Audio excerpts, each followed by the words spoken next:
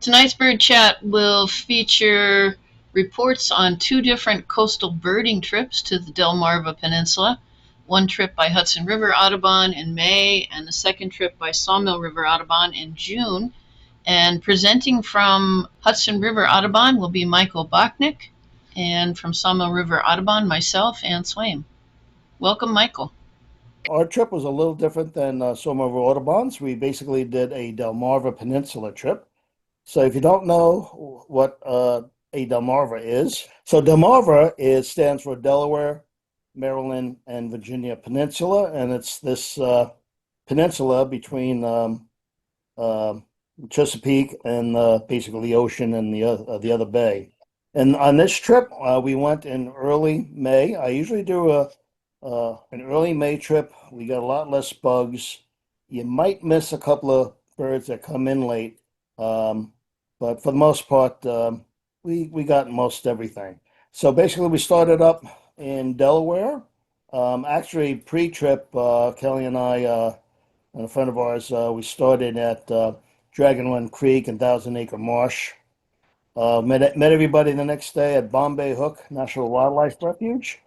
Did a couple other spots, including Little Creek and Port Mahon Road, just south of there. Then we spent a couple of days in Chincoteague National Wildlife Refuge in Virginia. Then we moved up to Milburn Landing State Park, a great park to get a lot of the swamp birds and land birds. And then over to Blackwater National Wildlife Refuge, also in Maryland, before returning home. So, Dragon Run Creek, it's a little park that usually holds a lot of birds. This is in northern Delaware. Here we had both uh, at the marsh, both these birds just came in right to us, a solitary sandpiper and a spotted sandpiper. We got most of our egrets and herons pretty much right away, and glossy ibis. Um, we had our first of our Carolina chickadees. And they are different. You can see how different they are. Much grayer wings than our black-capped chickadee. Black-capped chickadee has a lot of more white on their secondaries. And they say the bib is a bit more demarcated. Um, uh, Shows less in still pictures, but in the wild, yeah, that black and white are usually pretty sharp contrasts. We then met everybody to Bombay Hook. One of the birds that we always look for there are the black-necked stilts. Didn't have too many. I think we had two in the Shearner's pool, and then in the back pool we had this pair. We think they might have been trying to nest in this what do you call it, tree stump that was in the middle of the marsh, but we're not sure. They seem to be poking around in there quite a bit. But Bombay also we had that time of the year, literally thousands of shorebirds, mainly dunlin, black-bellied plover, semi-palmated plover, dowitchers, both greater and lesser yellowlegs, least sandpipers. We did get to hear seaside sparrow, but did not see them. They were still walking on the boardwalk. They were redoing it, so I have a funny feeling that Sawmill got to try out the new boardwalk into the marsh. Um, just about everywhere we went, we had both orchard oriole and lots of orchard orioles. And the weird thing is, most of them were like this immature male. Immature male has that black throat, doesn't have that burnt orange body yet. And just about everywhere we went, we had multiple eagles at multiple sites. I remember this used to be a place to go see eagles, Delmarva, and uh, not surprisingly, they are just now abundant down there. We also always look for other creatures. This is a Fowler's toad. Um, Generally along Long Island and the sandier uh, outer parts of the different states, you'll get Fowler's toad. You can tell Fowler's toad because they have generally multiple orangey bumps inside each black little spot, whereas the I think our American toad generally has one orange spot per black spot. We did go to Port Mahon Road. It isn't as good as it used to be. Great place to see the um horseshoe crabs come in and lay eggs. But one thing, we saw these little things poking out of the water, literally dozens and dozens and dozens, and they were all diamondback terrapins sticking their heads out of the water, I guess waiting to go to shore to lay their eggs. Uh, like I said, we did Little Creek as well, but Little Creek, I will just say that we didn't have anything really new, and it was kind of not too birdy. It was more in the afternoon. But they rebuilt that parking lot and they rebuilt the observation tower where it used to be steel. Now it's a beautiful two-tier wooden structure now. Well worth it when there were birds are down there. Generally go there to try and find avocets. We did miss that on this trip. We did not see any American avocets anywhere. And usually Little Creek is the best place for them. So, next couple of days we moved down to Chincoteague Wildlife Refuge. And we had a number of the, southern specialties. Blue grosbeaks, we had that in multiple places, and yellow-breasted chat, at least a couple of them. We did have yellow-throated warbler, that one on the right, on the Woodland Trail. Usually, we got it one morning, a little buggy, but not too bad. Um, so we're very happy with that. And as usual, you got a lot of the birds that you'll see down there. White ibis is now abundant down there, as well as well, basically halfway up to New Jersey now. Many, many years ago, you had to go down to like Florida to get these birds, but they are just exploding up the East Coast. Uh, Cattle egrets are still fairly common down there. They've become very rare up here. 30 years ago, we had a lot more cattle egrets, and of course, glossy ibis, many glossy ibis. Was a report of a white-faced ibis, but we didn't get to see that guy. So I believe you got the other trip stayed at the Refuge Inn. We stayed across the street at the what used to be the Best Western, which is now a Spark Hotel. Used to be the um, old motor inn many, many years ago.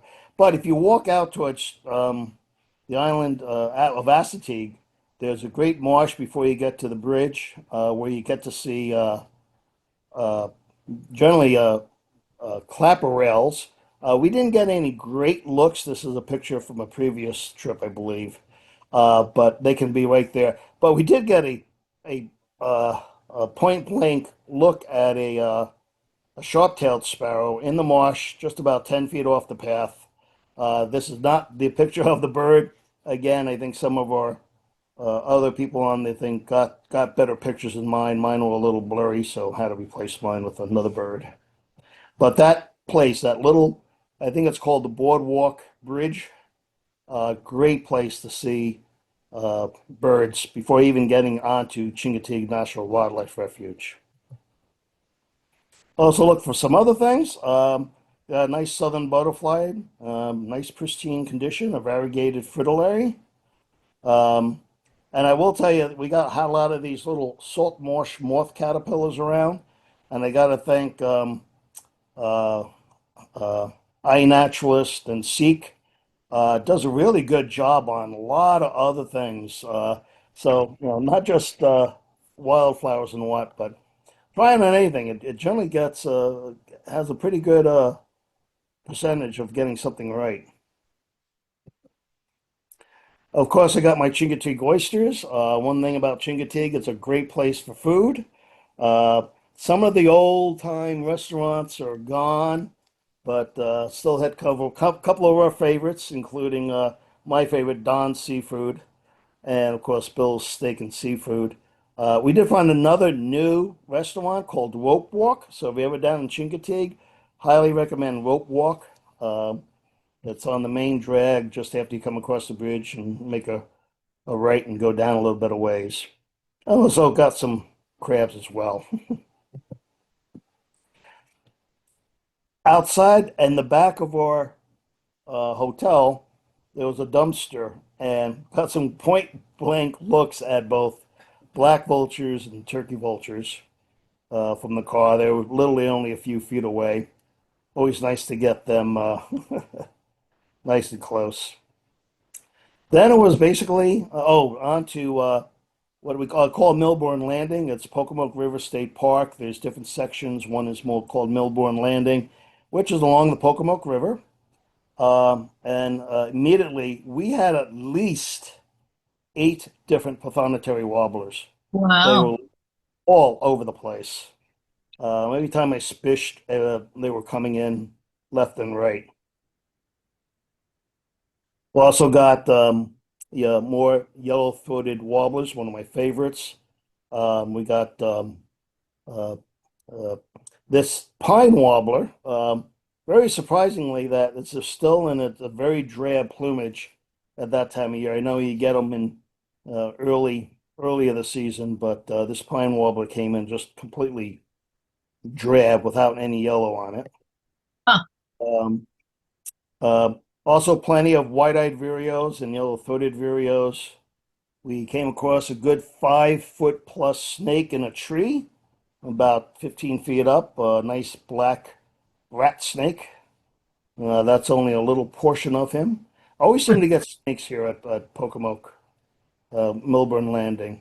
Again, a great place. We had, I don't think I have pictures of it, but we also had brown-headed nuthatches.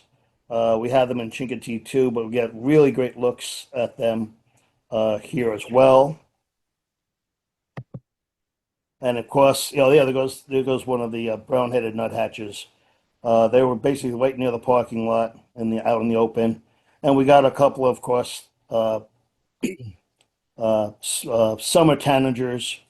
Always a great thing. So we did very well on the southern species. The only things that weren't in quite yet were like Acadian flycatcher. Um, and then we moved on to Blackwater National Wildlife Refuge. Uh, One of the two great places to see DelMarVa fox squirrel. Chincoteague is the other one. We didn't see any in Chincoteague, but we had at least 3 or 4 sightings of DelMarVa fox squirrel in Blackwater, including this one was literally right along the trail, maybe 10 feet away. And it was basically licking and eating the bark when we first found it, and didn't seem too much concerned about us. So Demalva fox squirrel is a subspecies of fox squirrel. It was endangered, but I hear now it's doing so well it's off the endangered species list, is what I hear. Um, at one of the other places, we got fantastic looks at 2 or 3 Virginia rails running around near a boardwalk that overlooks a marsh. They were literally running around feet from us, chasing each other, yelling at each other. Um, Another great find. Uh, Finally got it for a lifer for a friend of ours. And just to end up, we had probably the most unusual sighting is we had a whole mess of pelicans come flying over, 13 of them, Blackwater Visitor Center. But you would expect brown pelicans, but these were actually white pelicans going south. So where they came from, where they were going, I do not know, but Wow. probably the best bird of the trip.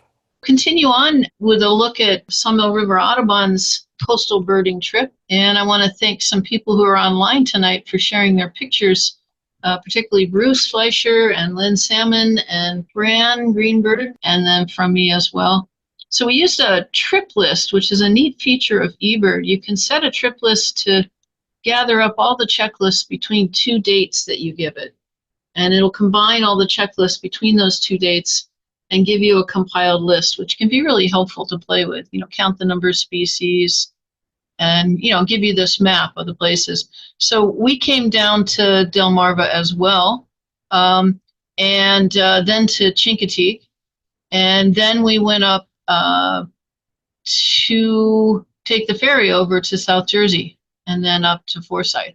So we had a little bit of a different route, some overlap with Hudson River's trip that Michael described. We had 14 people on our trip, and by the time we got to the end of our trip in Cape May, it was cold and foggy. This is on the beach at Cape May. Look at that fog. You can't see the ocean at all. So it was an interesting contrast of weather on our trip.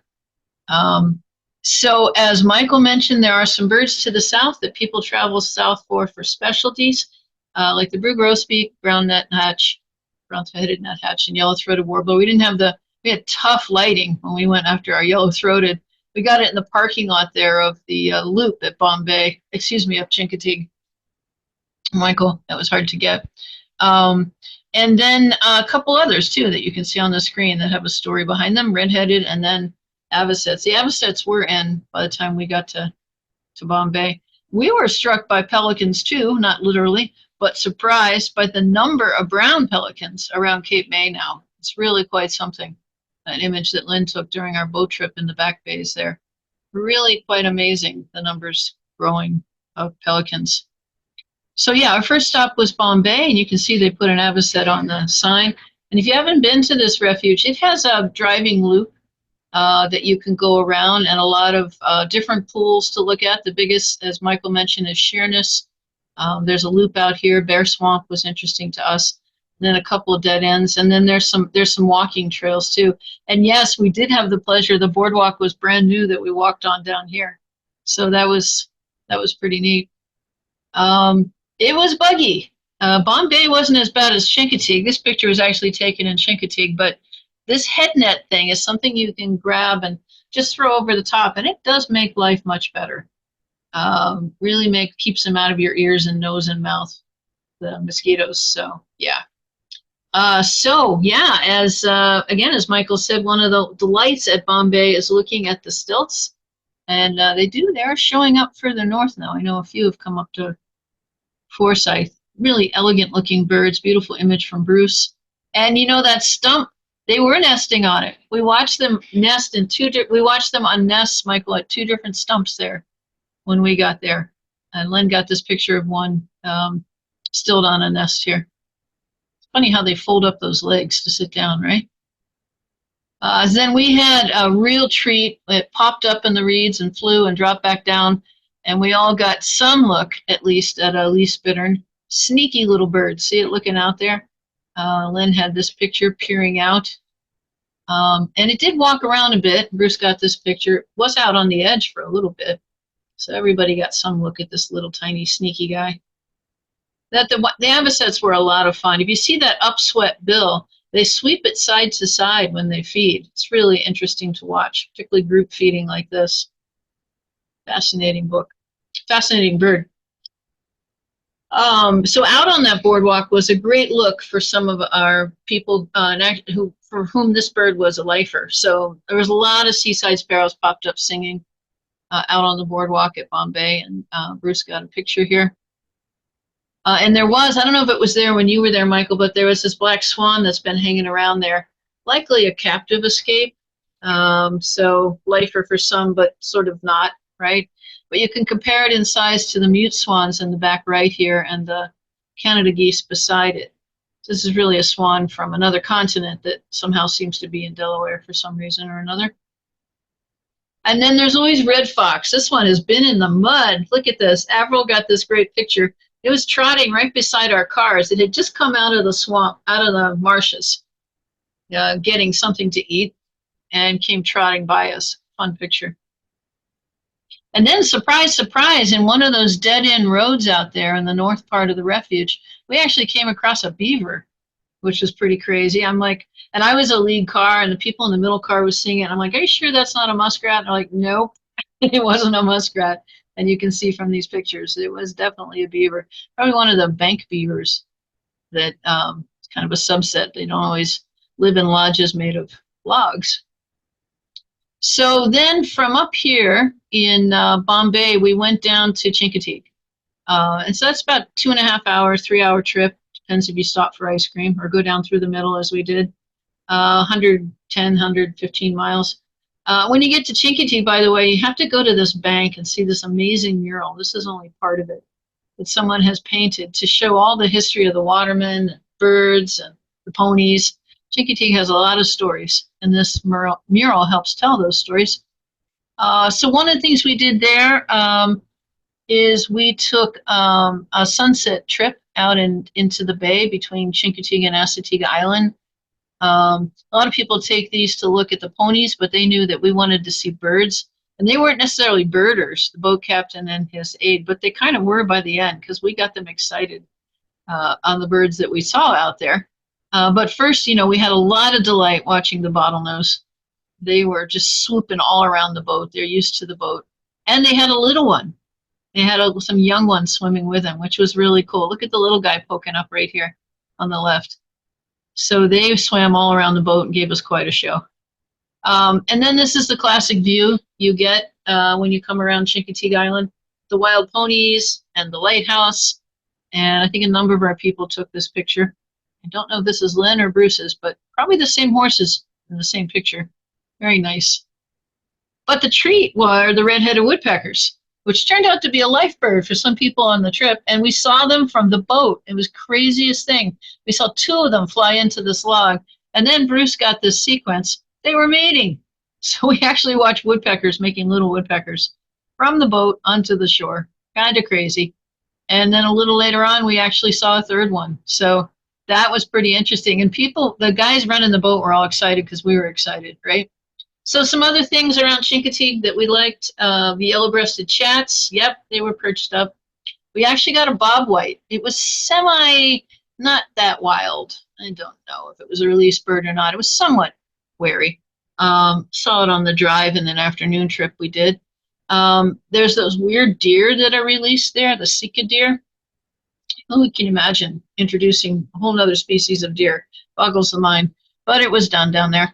And then, like Michael said, we had the pleasure of looking for this special squirrel, DelMarVa fox squirrel. Got a picture going out to one of the towers. Very cool. So then it was up onto Cape May, where we had a whole nother boat trip out in the Cape May harbor.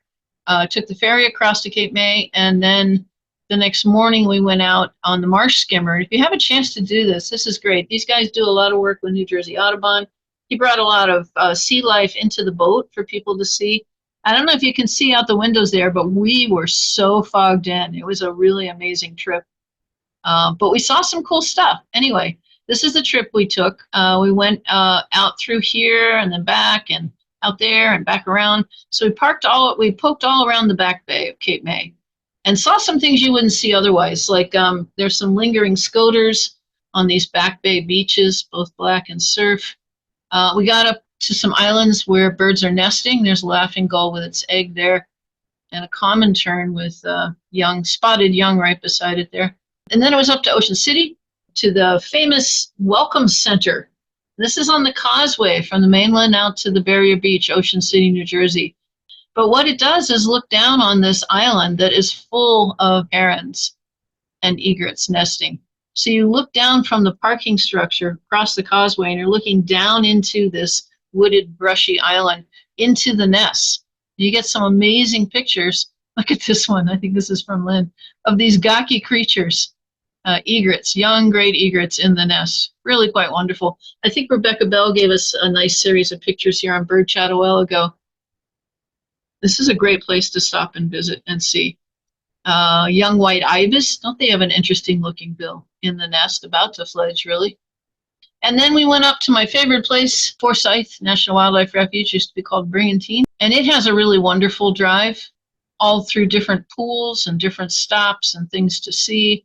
The thing about Brigantine is, about Forsyth, is sometimes you'll get some really great looks at birds right alongside the road, because they're used to people going by on the automobiles, maybe getting out, but not coming across the marsh at them. So it's a little bit like a blind situation, though sometimes we'll stand and you'll get some views that you might not have gotten otherwise. One thing we got that was pretty surprising is a mink. We watched a mink hunting along the water, and Bruce got this action shot of it getting a crab. That's pretty fun, right? There is a lot more minks there than 10 years ago, that's for sure. And then finally, we ended our trip with a very special place. If you're ever in Forsyth, just north of there is a place called Smithville, which is kind of a little touristy, all kinds of colonial crafts and buildings that are restored. But they have the Smithville Inn, which is really good food. It was one of the few places that could accommodate our group, which you can see is kind of big. We had a lot of people when everybody was together, so we had to find a place that could sit us all down and go around the table and say what our favorite bird was, and it was really a lot of fun.